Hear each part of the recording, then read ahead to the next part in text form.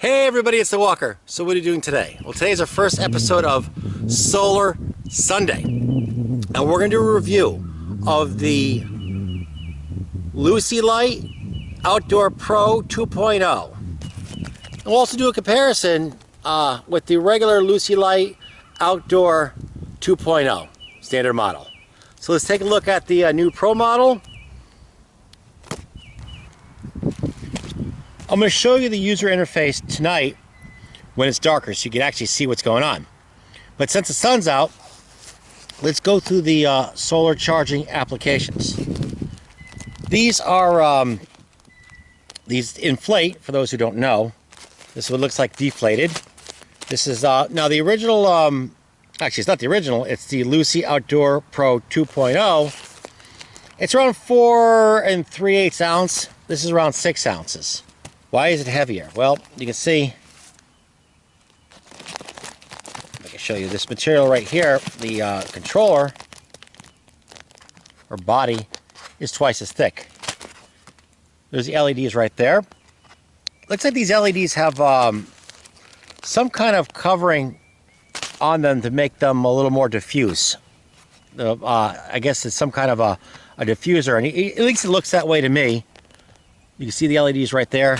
You can't really see them there. So there's some kind of diffuser over the LEDs themselves, probably to cut back in the glare maybe. I don't know. But in any case, it's heavier. And the reason being is, I believe the battery in this one is 2,000 milliamp hours. The battery in this one is around 1,000 milliamp hours.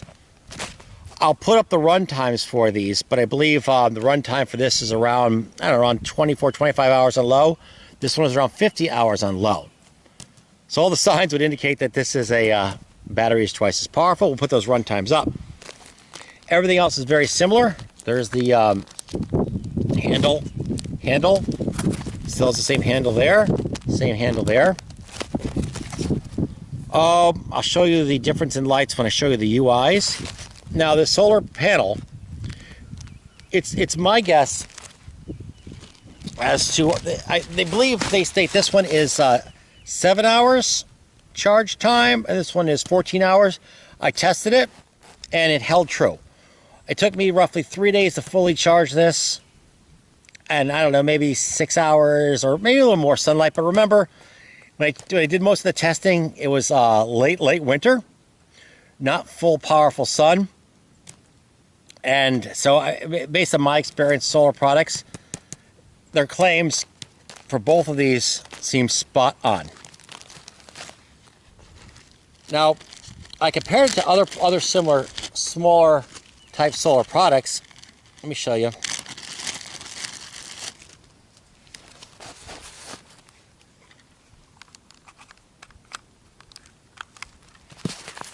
There we go. Now, the Bolt charged faster than this. This charged faster than this. And the differences corresponded with the size of the panel. All these have high quality, smaller panels on it. So I'm thinking this is around at least a watt, maybe 1.25 watts. This is 1 watt. And this seemed like more like 1.5 watts. I don't know, just based on my testing. So it seemed to fall in on charge time directly as it should between these two other chargers.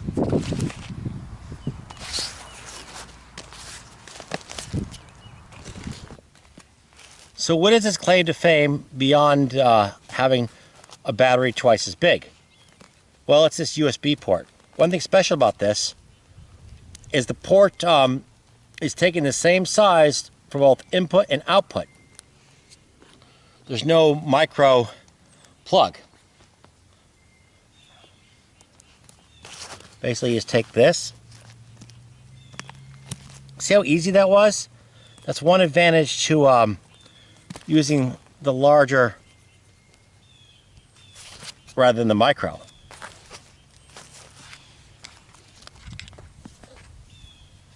Then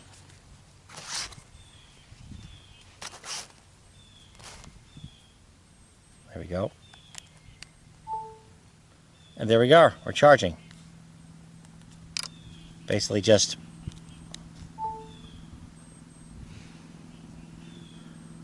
And that's it.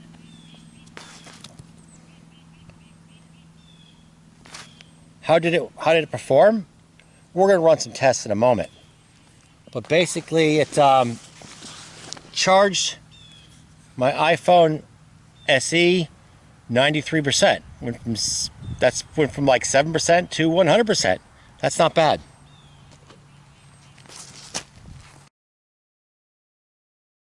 For those who are not familiar with the Luci lights, how do you inflate them? There's a regular pinch valve there. All you do is just blow it up.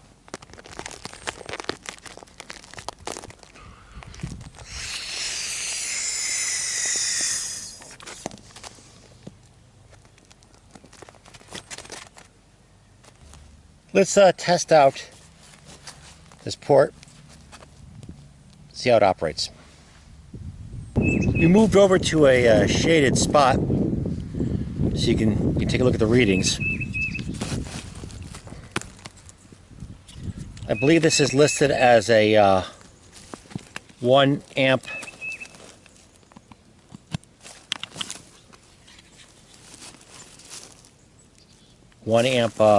both charging and discharging. Okay, so we have 4.83 volts. No amps right now because you don't have a load on it yet. So that seems okay.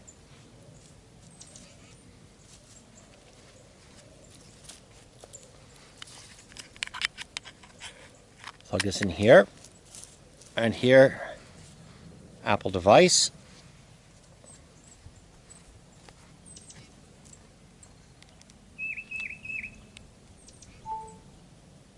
We're charging.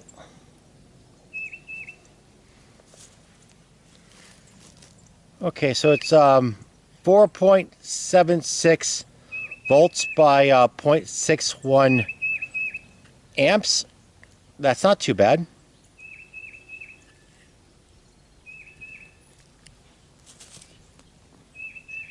This thing is 84% charged. So let's get something else to test it.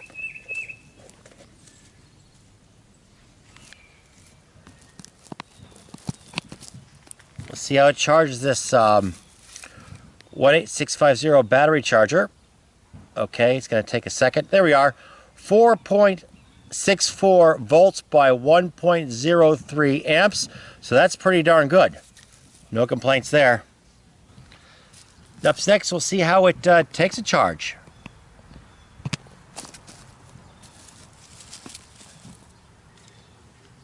Okay, here we go. Okay, output here. All right. There we are. See what we get.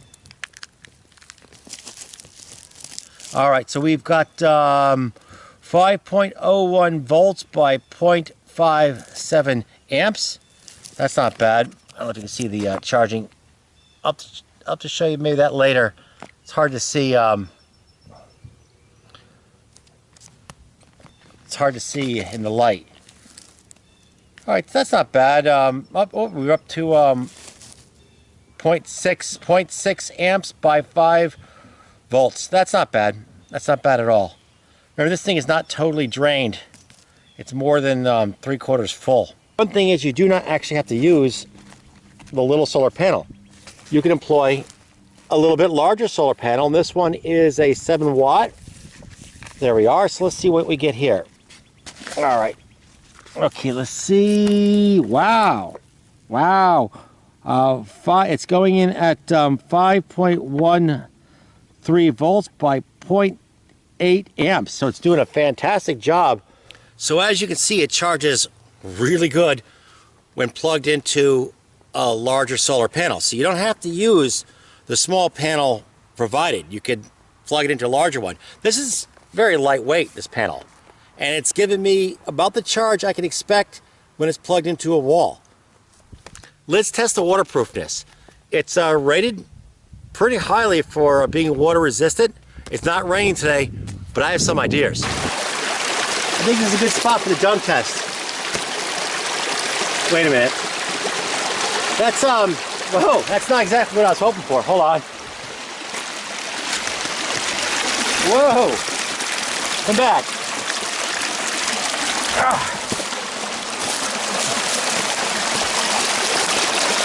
Come on, you. Ah!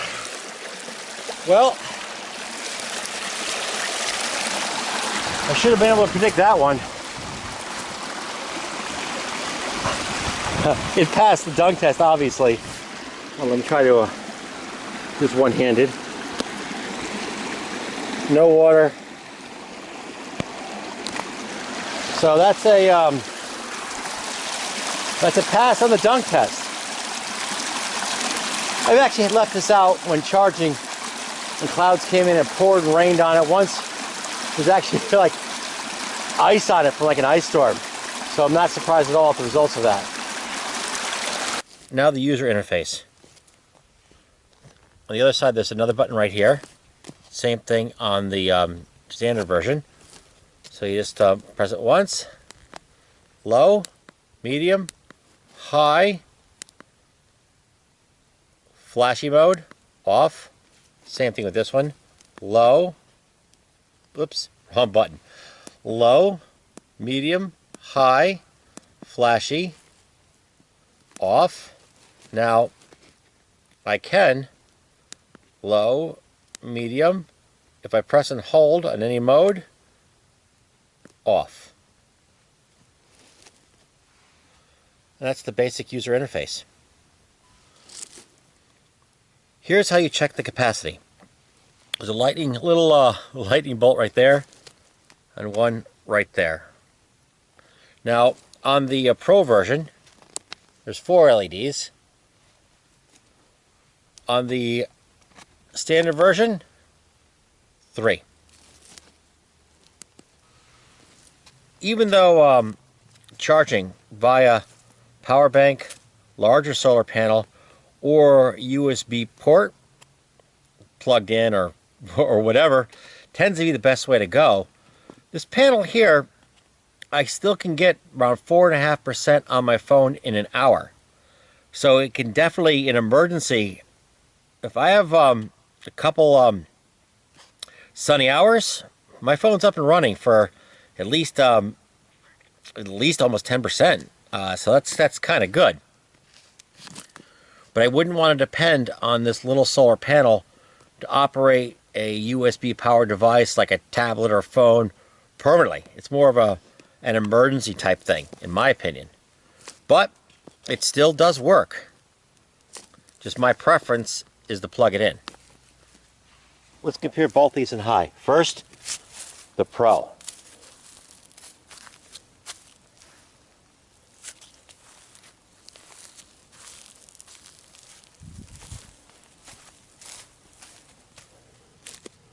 Standard 2.0.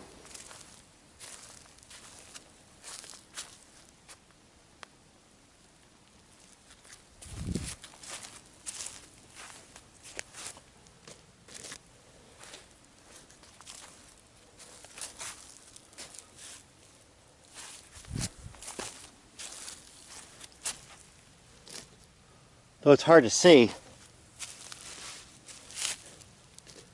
this one seems brighter.